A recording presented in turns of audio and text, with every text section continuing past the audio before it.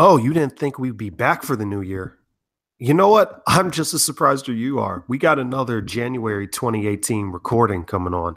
And thank you once again, everybody, for listening. I'm Josh, your main host. And joining me today in the CawCast studios, this famous CawCast studios, we got a new guest today, Jeff Siegel. Jeff, how's it going? Doing well. How are you?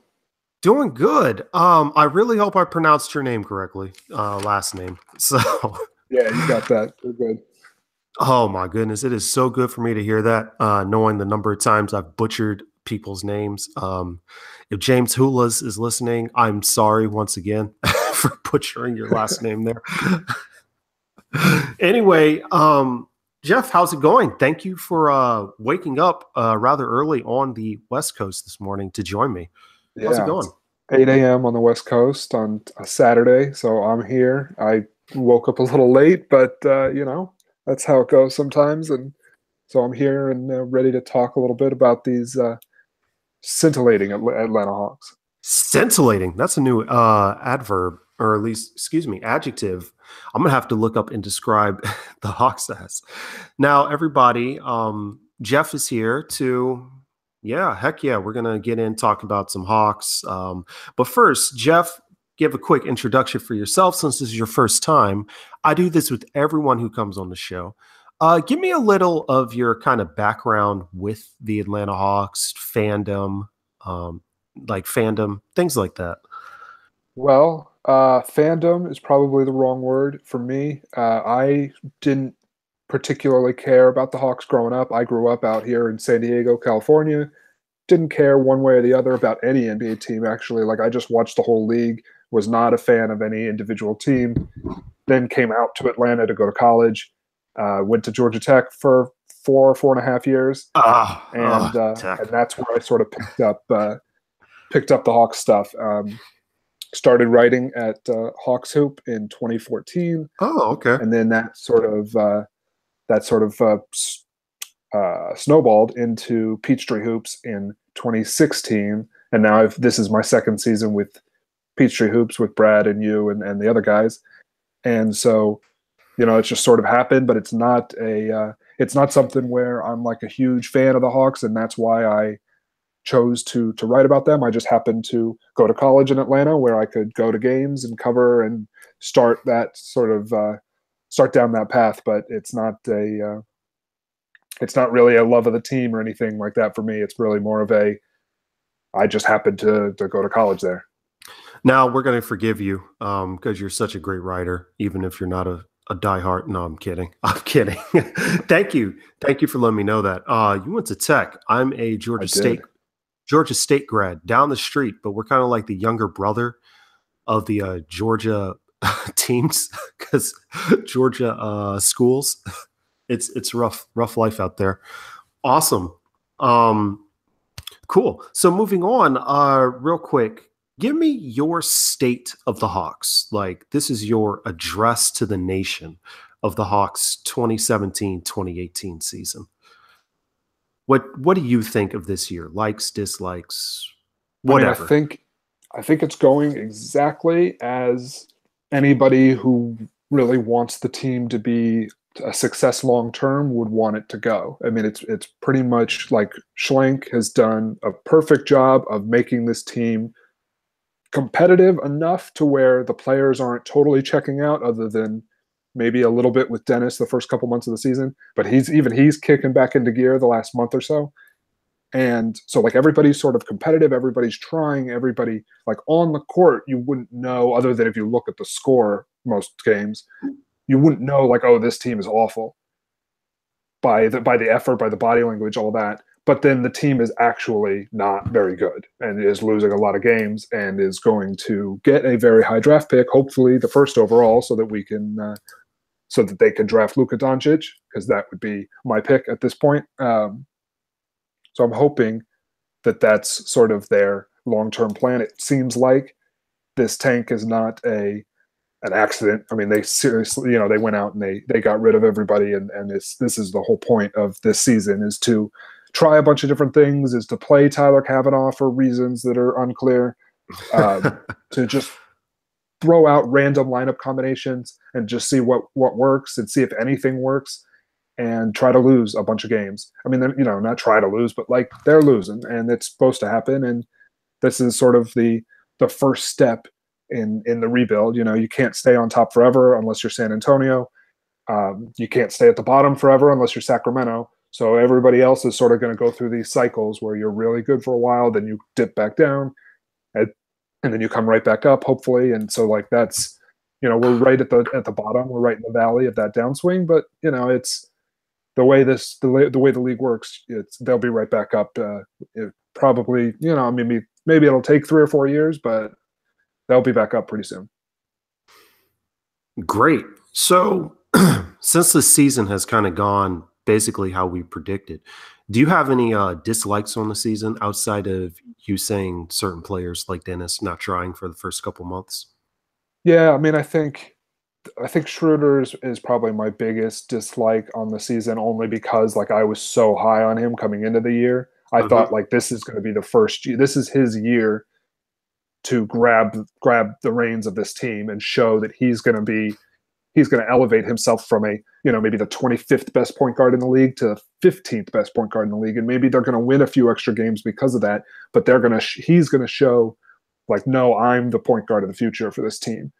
And then he came out just like, and over the summer he was playing for Germany in Eurobasket and looked pretty solid and like looked good enough to where I was like, oh, like if he brings that sort of level of competitiveness and effort to the Hawks this year, like it might screw up the tank a little bit, but it's going to help them long term. He's going to show, either he's going to showcase his trade value and they're going to get something great for him, or he's going to show like I'm a solid enough point guard to where I'm going to finish out this 4-year contract and you guys are going to feel good about that. And then he came out really flat the first like 2 months. I mean, like the defense just wasn't there. Like he just didn't care. He didn't try. And something got into him about a month ago, and he's been better, to the point where like I talked to Bud when they were out here in Los Angeles, and even Bud like was like, yeah, he's picked it up the last few weeks, and sort of implicitly admits there that obviously the effort wasn't there. If he picked it up a few weeks ago, then obviously it wasn't there the first 2 months because otherwise he wouldn't have to pick it up. So I think that's the biggest disappointment for me. Um, Other than that, I mean, everybody else is just sort of humming along.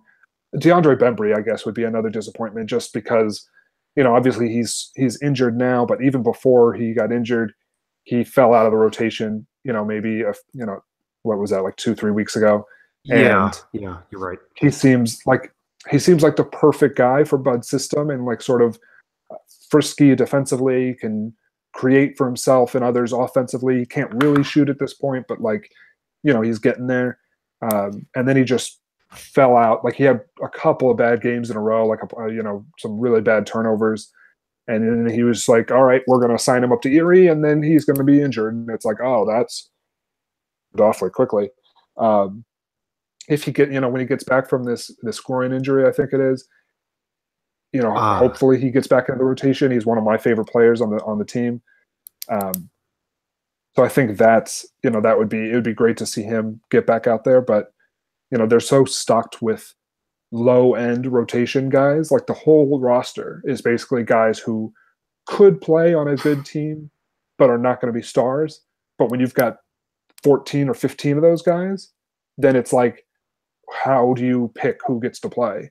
And it turns out that Bud is just going to play pretty much everybody, and he's going to play 11 or 12 people in a game. And it's just that, that's going to be the way it is for him, as they try to sort of figure out what works and what doesn't.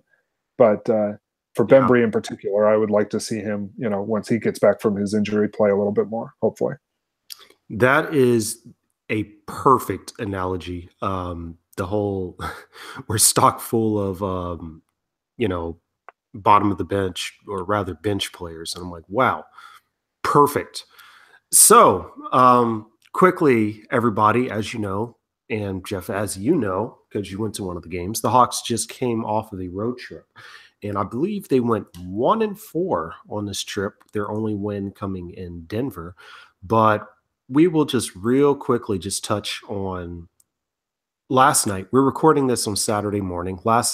Yesterday, the Hawks played the Brooklyn Nets. And speaking of, I guess you would say Dennis's um, improvement, he seems to have stuffed the stat sheet. But for those of us that are just box score looking, was there anything like significant in that game besides the Hawks losing like another close game?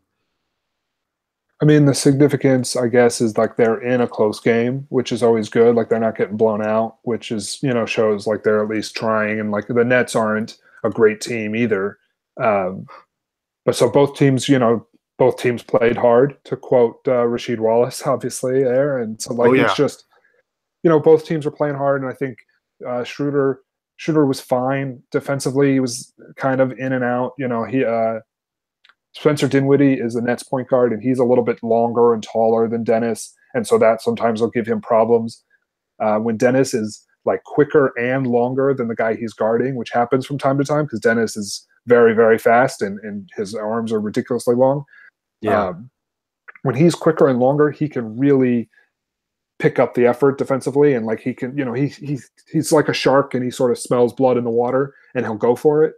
And then when he plays somebody like Dinwiddie, it was like, kind of, I think he was executing okay on the defensive end, but he dipped under a screen, and Dinwiddie hit a three and stuff like that. There's like little things that you'd like to see sort of not happen, but I think overall, I mean, he was carrying such a load offensively because nobody else was really able to do so, that it's sort of understandable that he can't be, a high level superstar at both ends of the floor, especially at the point guard position where you just have so much on you, in terms of getting through screens on the defensive end and just handling the ball and doing the entire sort of leadership thing offensively. It's a hard ask for a guy to be high end on both sides. all right. Well, it's fun to see, I guess, this season. Interesting to see him improve. So, should I be concerned? And I'm 100% joking when I say this, but I know there are fans out there that wonder this. Should we fear that Dennis is trying to, how do I put this? You see his recent uptick in performance because he's trying to make like a late all. I don't know what to say. No, not all-star game push, but I guess for that weekend. Like basically, I'm just wondering, is this sustainable? And do you think we'll see what we've been seeing the first couple of months from him? I mean, going back to like what I felt over the summer, this is the Dennis Schroeder I thought we were going to get all Okay. year. This sort of high level of effort on the defensive end, or at least like good enough to play solid defense, still leading the team, probably still leading the team in points. Like he's not going to just magically become a good passer. Like it just is what it is at this point. Like, I mean, he's still young and he still could develop into a decent passer, but like he's not. He's a score first point guard, which is fine. Like I don't look at that and be like, oh, you're not a real point guard because you don't pass the ball. It's like he's just as much a point guard as Chris Paul is, just because Chris Paul is a great passer and a great scorer. He's obviously not on that level, but he's fine. Yeah. He still gets to be a point guard just because he doesn't pass the ball that well. But I think this is the Dennis Schroeder I thought we'd get all season. And when he came out flat the first couple of months, I was really disappointed in that. But now that he's sort of something got into him like a month ago, maybe it was Schlenk or Bud saying like, listen, you're not going to play if you keep doing this. Like, I don't know what happened that he, got a fire lit under him, but it happened. And, it's good to see because this is the Schroeder I was sort of caping for over the summer. This is the Schroeder I thought we were going to see all year. And so, is it sustainable? Yeah, I think so. I mean, like this is who I thought he was, and so All right. I hope that it's sustainable in that like this is this is what I expect from him. Like this is the minimum expectations I have for him. Try on the defensive end, fill it up on the offensive end, be part of the offense, hit a couple threes every now and then. Like that's what I expect from him, like at the absolute minimum. So I'm hoping that he can do that and even a little bit more. Maybe the 3-point shot comes around a little bit. Maybe he learns to pass the ball a little bit better. like just little things like that that would that would really elevate his game. But this is, I hope that this is sustainable in that like this is what I expect from him pretty much game in and game out. All right. Optimistic for the rest of the year. Thank you. Thank you. So before we go on to the next subject, let me ask you real quick. It doesn't have to be on the court, or it can be from whatever you saw. Now, you said you attended a game. Which one was it? The Clippers or was it the Lakers? I attended both of those games. Both of them. Okay. Yeah. So, what was something you observed when just watching in person? Just it can be the most craziest thing, like a crazy fan or whatever. Oh, I mean, crazy fan, like off the court stuff. I Y- was sitting next to Andre Aldridge, who people will know from the Fox Sports broadcast, Yes. Yeah. and the Lakers finished blowing out the Hawks. Hmm. And as we're like gathering up our computers and his microphones and all of our stuff and going down to the locker rooms to talk to everybody, the fans are filing out, and a fan comes up to us and asks like is totally just has had probably 4 or 5 beers and is just not really thinking straight. Um, Oh. he asks us, "Do either of you guys work for Fox?" And Andre, of course, is like, "Yeah, I work for Fox," and but doesn't say like, "Oh, I work for Fox in Atlanta." It just says, "Yeah, I work for Fox in general."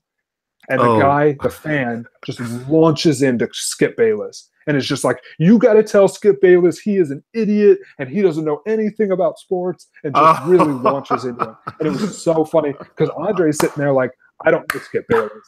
I don't actually work for Fox in the way that you think I work for Fox. I just work for the Oh. Atlanta version of Fox." And Okay. so we're just sitting there, like, kind of looking at each other while this guy's talking, and it was so funny. And then eventually Andre sort of was able to get a word in. It was like, "I just work for Fox Sports Southeast. I just cover the Hawks. I don't know Skip Bayless." And then we got out of there, but it was so funny while this guy just went off, and he was just so anti-Skip, which of course like makes sense because whatever. Really? But Really? People? Huh. yeah, I mean, it was just super funny, and it was That that was one of the things that I'll definitely remember from that game that had nothing to do really with basketball. You know what? I want to like have a jersey retirement, but for this story, I'm gonna raise it up into the rafters in my little townhouse apartment thing.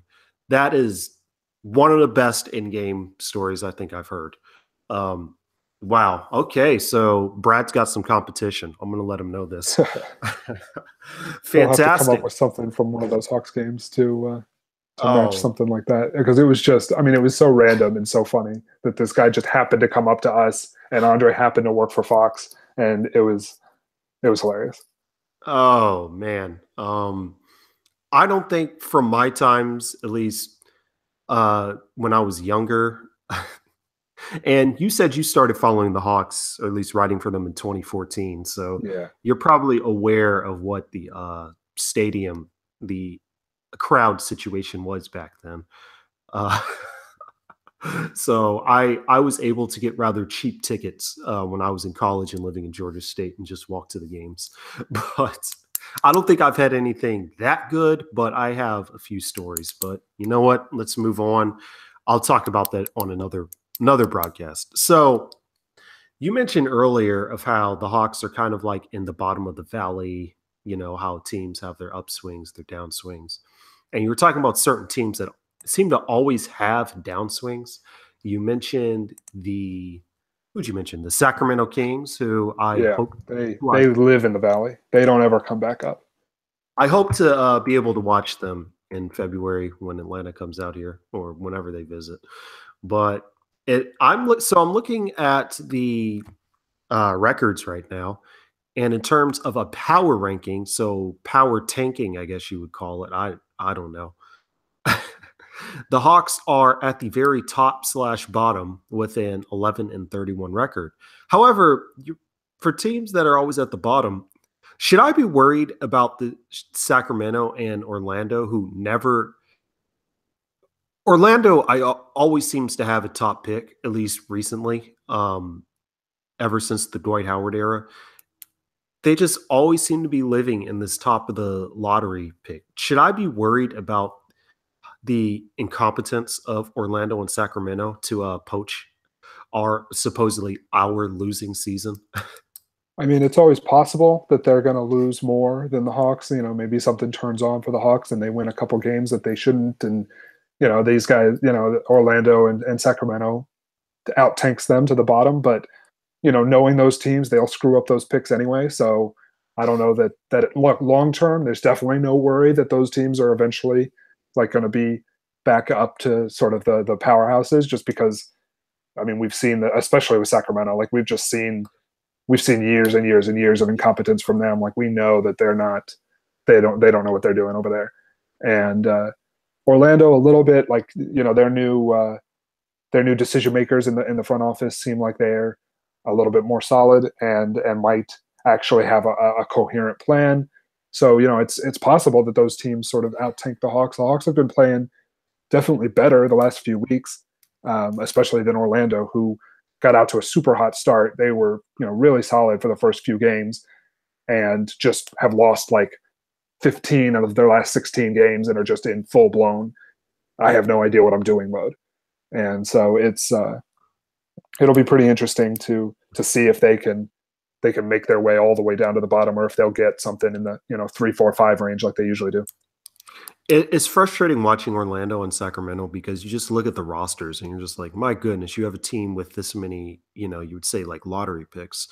And I just kind of like, just be like, just give us one. We just want one on our team where the ping pong balls do anything. But okay, thank you. Great. So talked about the recap, talked about my fear of tanking, which, or at least my fear of other teams, since this is a subject I bring up about every single week. Now, something that the listeners that we have discussed on air the last couple weeks are, I guess, possible trades by the deadline. So it came out recently, I want to say within the last week, that the Hawks are looking for second rounders for veterans for the vets on our team, which sounds realistic to me.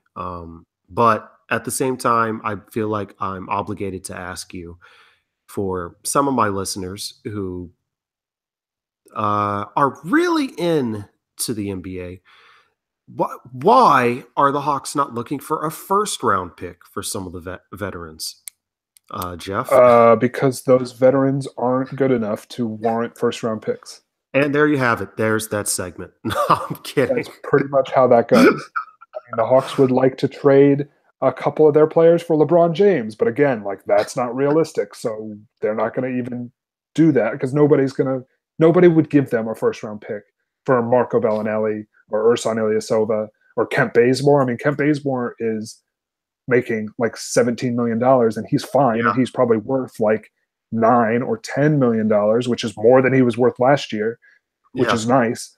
But he's still not somebody who's going to even, he probably won't even get a second round pick. Like the Hawks might have to send a second round pick with him in order for a team to take on his bad money, or there's going to be some sort of complicated trade stuff with that. But it's really, I mean, it comes back to as simple as like what we were talking about earlier. This team is chock full of fifth, sixth, seventh, eighth guys on a good team. Yes. You know, there's a ton of them, and they can trade a handful of them. You know, they can trade 2 or 3 of them and still have a good enough team to put on the court every night. And so, but that doesn't mean that those guys are worth first round picks. Like you get first round picks for guys who are, you know, top 4 on a decent team. You don't get first round picks for guys who are this far down in sort of the pecking order on a decent team.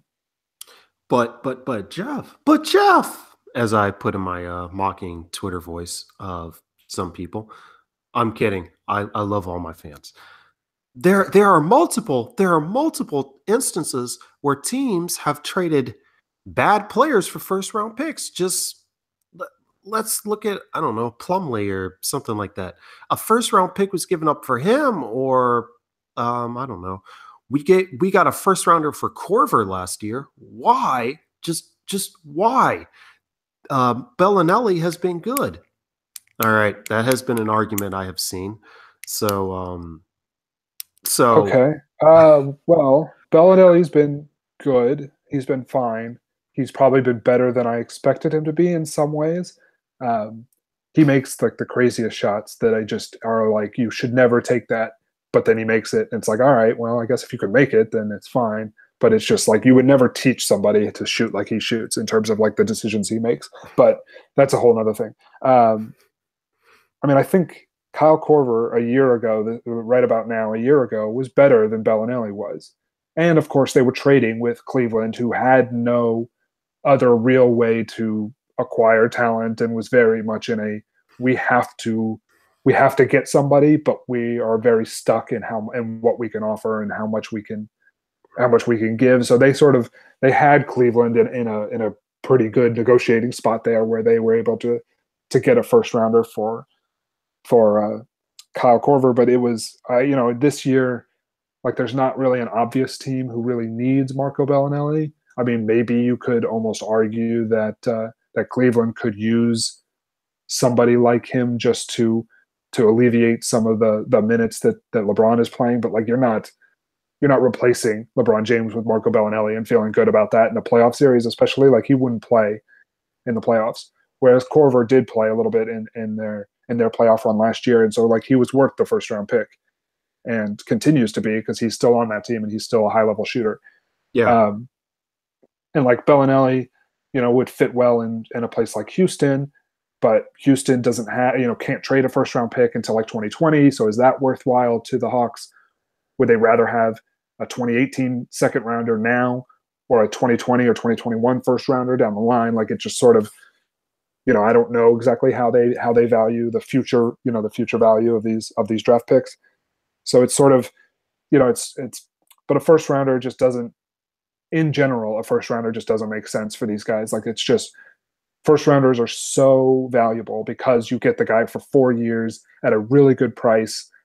And even if you're drafting at the bottom of the first round, like, you might hit on a guy like Kyle Kuzma, a guy like even Josh Hart in LA has been pretty solid as well. And like, you can hit on those late first round picks, and then you have them for 4 years at $1 million, $2 million a year. And it's so helpful for any team, not just a good team, but like any team, to have a guy like that. Like, look at the Lakers with Kuzma and Hart, and they have, those are all of a sudden, like, those are throwaway draft picks at the bottom of the first round, and all of a sudden those guys are actually playing like real minutes for them, and look like, I mean, especially in Kuzma's case, look like they're part of the Lakers' future. And they can be, because they're on these long 4-year contracts, and then there's restricted free agency, and they can keep them for as long as they want, really, 7 or 8 years at least.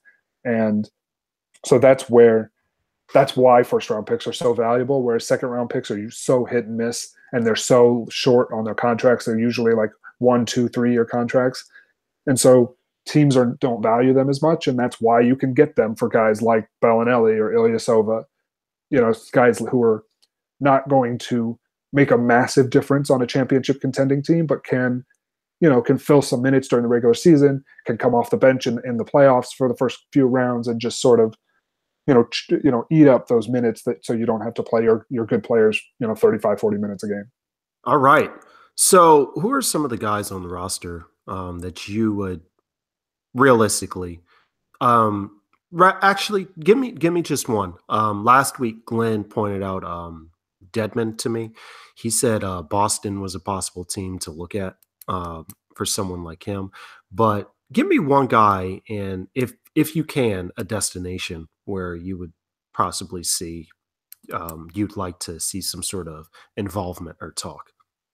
Well, I just talked briefly about Bellinelli going to Houston, just as Okay. another guy to fill up minutes for them, especially during the regular season. He probably not somebody they would want to play against like the Warriors, because he just can't play defense.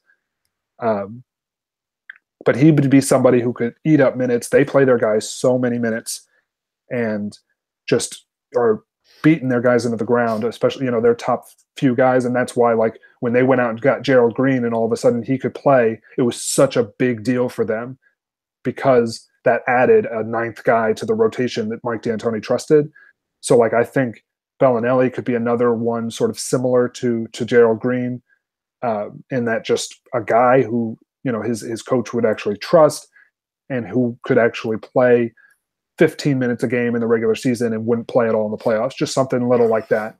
But of course, that's not going to, that going back to the discussion just a minute ago, like that's not going to net you a first round pick. That's probably a low second round pick at best. Other guys around the league, I mean, you look at the same sort of thing happening in Minnesota where they play 8 guys and they really do need to expand their rotation a little bit. So maybe the Hawks could work a deal with Minnesota for Bellinelli, or Ilyasova especially would be solid there as a guy you could pair with Karl Anthony Towns or Gorgie Jang. Like those would be very solid. That he would be. I mean, Ilyasova is one of those guys who could probably fit on almost any team in the league outside of probably Golden State.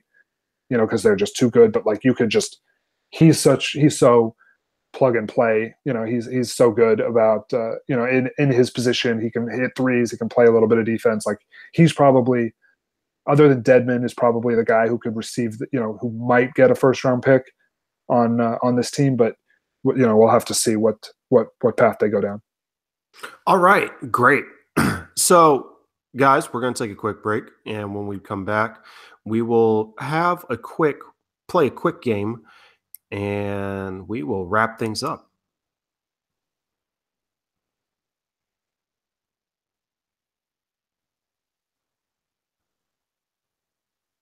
And we are back.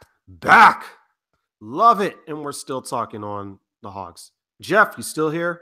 Yeah, I'm here. Still kicking? Technically. Oh, great. I am 100% for sarcasm. So bring it on. So Jeff, I'm gonna play a quick game with you. Give me the first response that comes to your mind.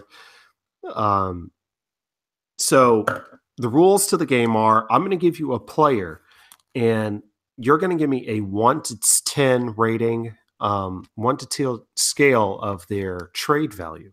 1 being like absolutely will not trade them, like we will not, I refuse to have this guy move. And 10, you're kind of like, yeah, sure, heck, I will be willing to drive the guy to Hartsfield.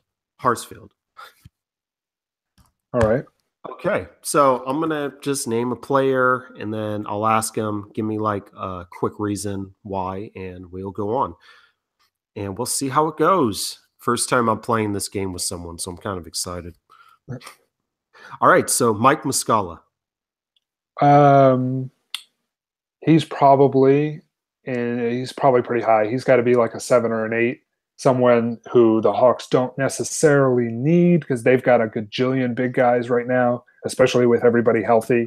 That's been a big theme. That's going to be a big theme over the next few weeks, and has been a big theme the last couple of games where they just have 5 guys who can play center, and Muscala is one of them, and he's not necessarily any better or worse than any of the other guys. So if they can get something decent for him, then that's probably a path that they should go down. So I'd probably say like 8 in terms of Schlank's willingness to deal him.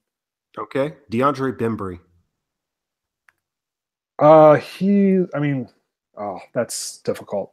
I don't know how they feel about him, because like he has a couple of bad games and then they send him down to the G League and then he gets hurt. Does that, like, I wonder if that means that they really don't like him long term. But for me, he is probably more like a 3, because I wouldn't want to give up on him this soon, this quickly into his career.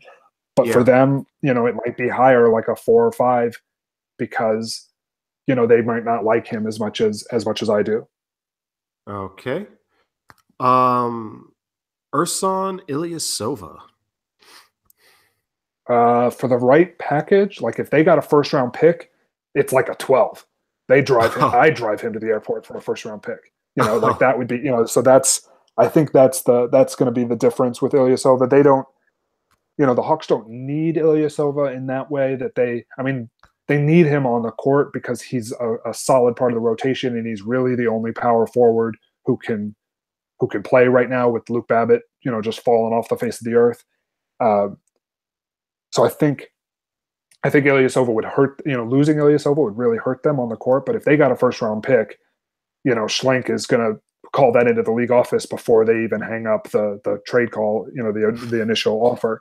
So it's going to be, but if they get a second, then it's, maybe more like a 5 or a 6 because it's probably not the right value for Ilyasova. It'd have to be some sort of combination of like a second round pick and maybe a young guy who's decent but not blowing anybody's doors off. So it's going to be interesting to see like what Ilyasova can sort of command on the trade market if he gets moved.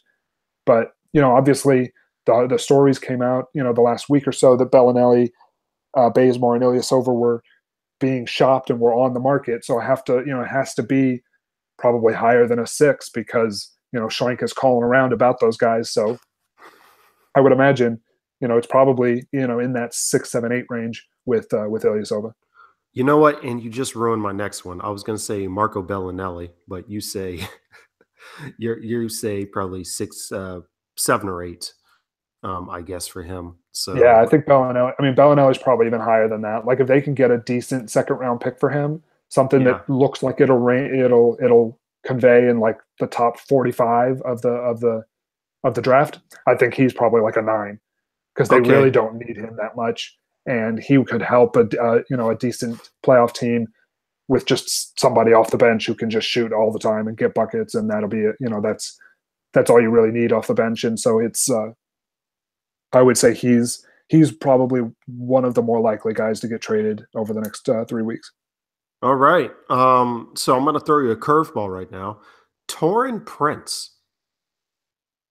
0, -5. I Okay. don't think. I mean, unless somebody comes in with like a Godfather offer, which I don't see happening because it's just not. I don't know what his trade value. I mean, I haven't heard a peep about them looking to get rid of him. So it would take something massive for them to give up on him because he's been better this year than he was last year. He broke into the rotation really late last year and then started in the playoffs, and now he's been starting all year. He's hitting, he's been very, very, very good from three this year. I think he's still north of 40%, but I haven't looked in a few days. Um, he still has all those raw tools that you want on the defensive end to be, a high level defender. So like, I don't think Schlenk would never call anybody and say, "Hey, I'll give you Torian Prince if you'll just help me out a little bit." Like that's not. He's one of their. With him, he and John Collins are the two guys on this team that I would think are solidly on this team 4 or 5 years from now, even though Okay. they're going to be free agents between now and then. Like those guys are the two pillars of the future so far. And obviously they'll make a draft pick, or in the top 5, hopefully of the first round this year, and that guy will be somebody who is one of those pillars as well. But right now on this team, those are the two guys who I would say are almost untradeable in terms of how much they mean to the future of the team. Okay.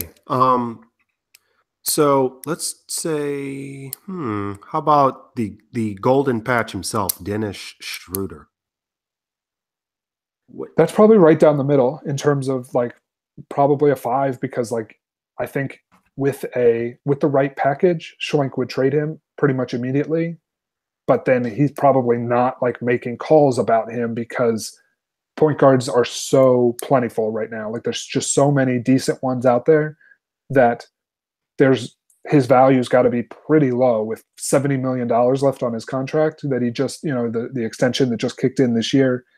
It's sort of hard to understand. Like it's hard to know what his trade value is out there. Like he's probably a very low end starter. Like he's probably the 25th best point guard in the league, but then he's owed like solid starter money at 15.5 million for the next few years. So is that, plus so there's some bonuses in there that could rise up to like 17.5. So is that somebody that other teams really want to pay right now? I don't think that he's shown enough to where another team would want him for anything of real value. So I think the Hawks are probably better off just holding on to him and seeing if he can really improve over the next couple of years. And then when that contract's a little shorter, and if he's improved, then you can look into maybe getting a first round pick or two for him.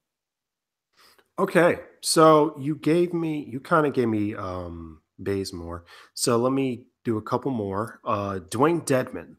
Where do you see him as I being? think his I think his trade value is probably higher than anybody else on the roster because he's on a pretty good contract. You would have his non-bird rights at the end of the year because he moved teams just last season, but you could probably bring him back for about 7.5, 8 million next year if you wanted to. Um, and he's shown so much more this year than I would have expected from him. Like he's had way more energy and sort of just is better defensively than I remember him being in even in San Antonio and Orlando before. And obviously he's stepping out and hitting threes, something that we've never seen from him. Um, he's been the biggest surprise for me this year for the Hawks, and so it's not. I would say his trade value is probably pretty high, like probably like an 8 or 9. Like I don't think it's super likely that he gets dealt before the deadline because because I think he fits really well with the Hawks, and I think he really enjoys playing with the Hawks, and so that's not an overriding factor for Schlenk, but it matters that this guy is a veteran who actually wants to play with a bad team like this. And so, I think it's something where he has a lot of value around the league, but Schlenk could sort of use that to maybe he's one of the guys who could probably get a first round pick at this point. Okay, and to wrap it up, giant drum roll. Now, you said, you mentioned him earlier, but I'm going to ask something. John Collins. So, you say he's basically untradeable. However, just for conspiracy and why I could never be a GM of a team. Do you feel, say, if John Collins were to be traded, would he get like how big of a package would be required for him? I mean, somebody would have to come in with like a multiple first round picks. I mean, teams just don't give up on rookies in their first year, even Yeah. like good rookies, or like especially good rookies. I mean, like with, Collins has been solid to the point where, if you were doing a full blown rookie of the year ballot all the way down the whole draft, like he would be like sixth, maybe like fifth or sixth, and he got drafted 19th last summer. Like it's just, unless they're getting something unbelievable back, then I don't think that they're going to part with that. Like from if they got from Boston that like, or who has that Lakers?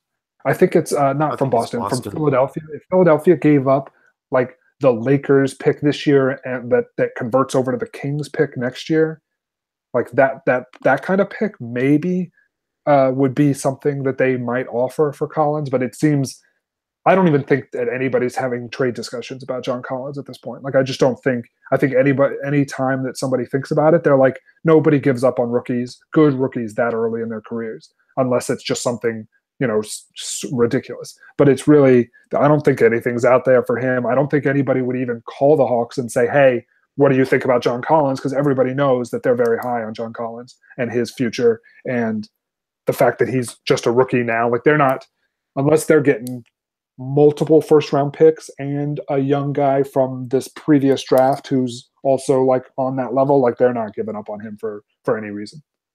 Okay. Thank you for playing. Thank you for playing the latest game. Too bad I don't have the Price is Right music right now to add on to it.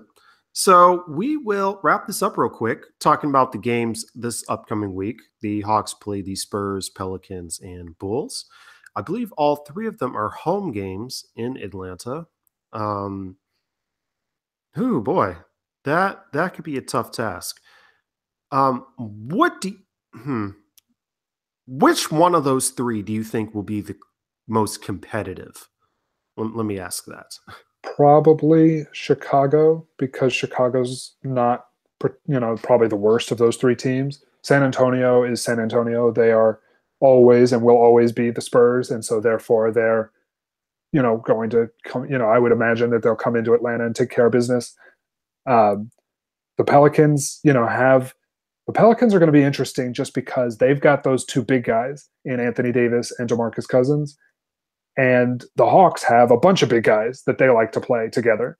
And this is one of the only teams in the league where you can play two centers and really feel pretty good about it. You wouldn't want to play both Collins and Dedmon against a majority of teams, that they've been trying that a little bit the last couple games. But I imagine we'll see a lot of those two in that game, and something that might, maybe they can keep that game competitive. But I think Chicago's probably their best chance to win, just because Chicago, just because that team is the worst of the three teams coming in this week.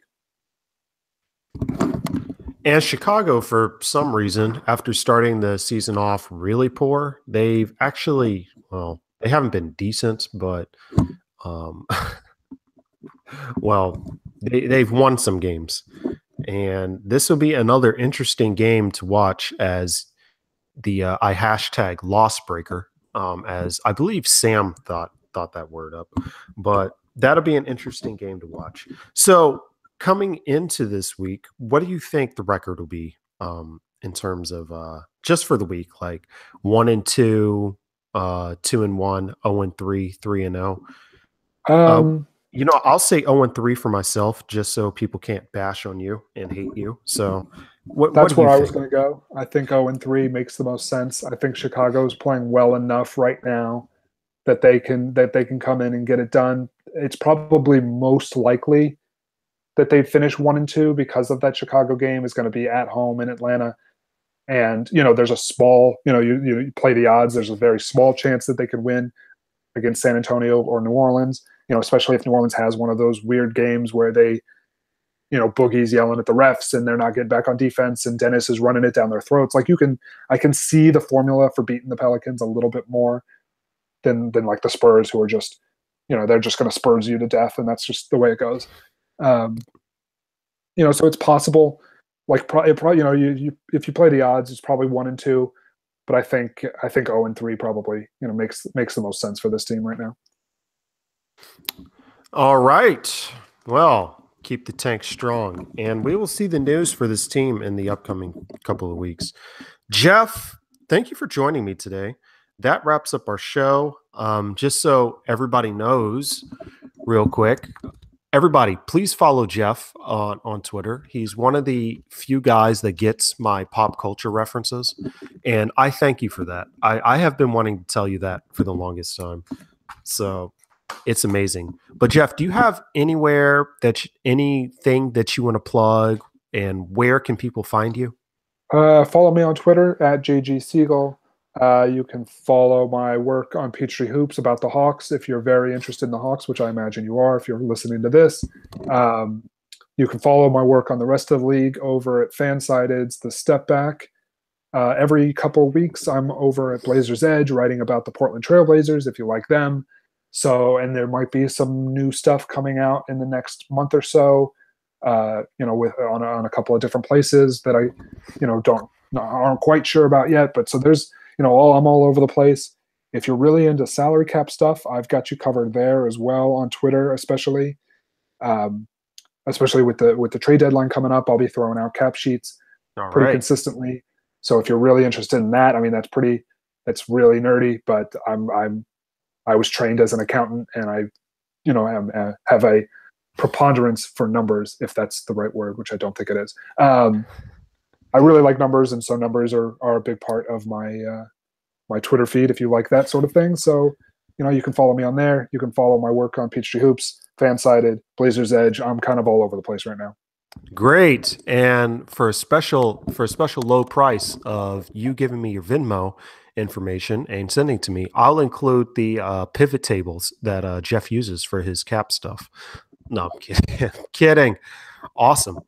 Jeff, thank you once again for waking up this morning, joining me. I hope you have a fun weekend. And fans, thank you everybody for listening. All right. And we will be back hopefully in a week.